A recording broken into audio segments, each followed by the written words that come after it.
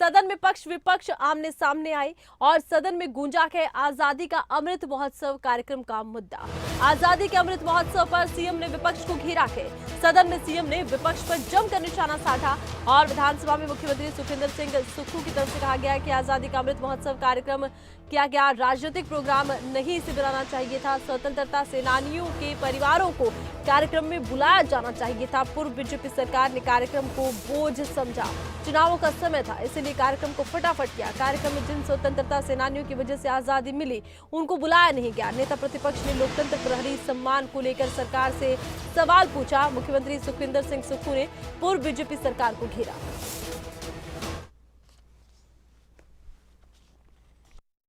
इसमें कोई दो राय नहीं है, आप ही ने लाए थे, लेकिन उसको यूटिलाइज मैं कर रहा हूं।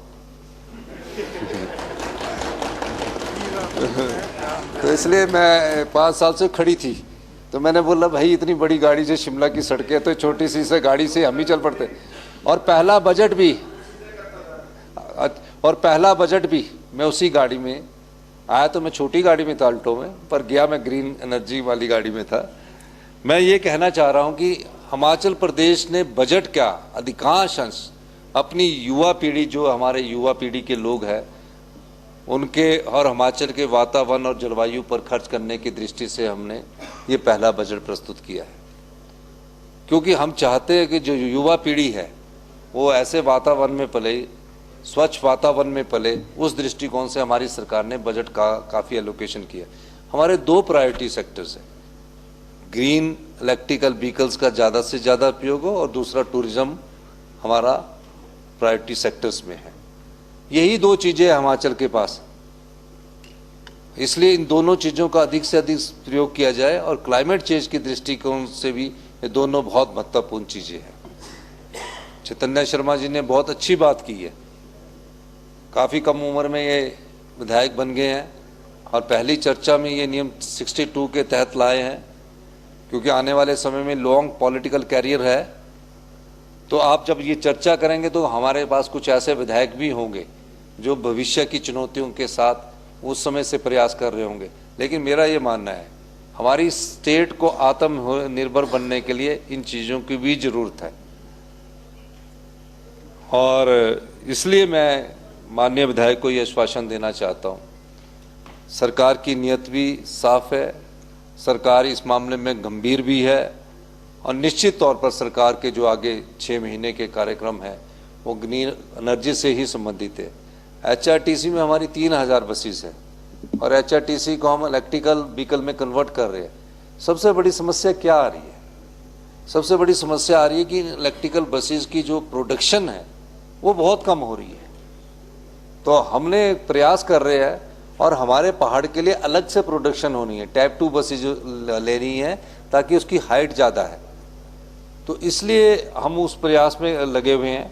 और सोलर पावर में भी हम ये प्रयास कर रहे हैं। थर्मल पावर को हम 2026 तक पूरा हिमाचल प्रदेश से, Himachal will be the first state जहां हम थर्मल पावर से जो बिजली पैदा होती है उसका उपयोग पूरी तरह से बंद कर देंगे। माननीय विधायक ने बड़ा महत्वपूर्ण बात कही है। अमृत महोत्सव जो था आज़ादी के 75 वर्ष पूरे होने के उपलक्ष्य में केंद्र सरकार की योजना के तहत मनाया गया।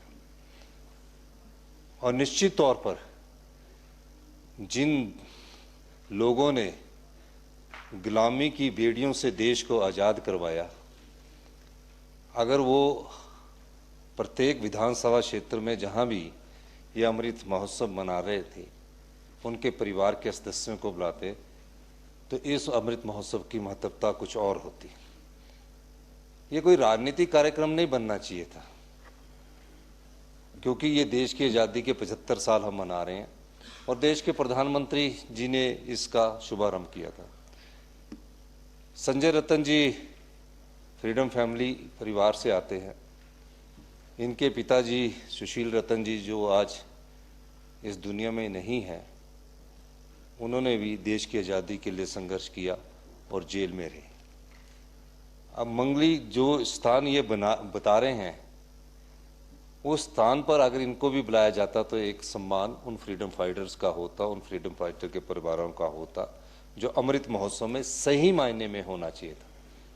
लेकिन ये भारतीय जनता पार्टी की पिछली सरकार ने इसको बोझ समझा, क्योंकि दिल्ली से आया कार्यक्रम, बजट हमारी राज्य का था, स्टेट का बजट था, उसी में ये कार्यक्रम करने थे। अगर इसमें थोड़ा सा सोच विचार करके पूर्व जिन्हों देश की आज़ादी में संघर्ष किया और जो देश की आज़ादी के बाद जो वीर सैनिक हमारे शहीद हुए, पद्म भूषण से सुशोभित हुए, उनको मनाते तो इसकी गरिमा में और 4 चांद लगते। लेकिन चुनावों का वक्त था, फटाफट करो जी, फटाफट करो।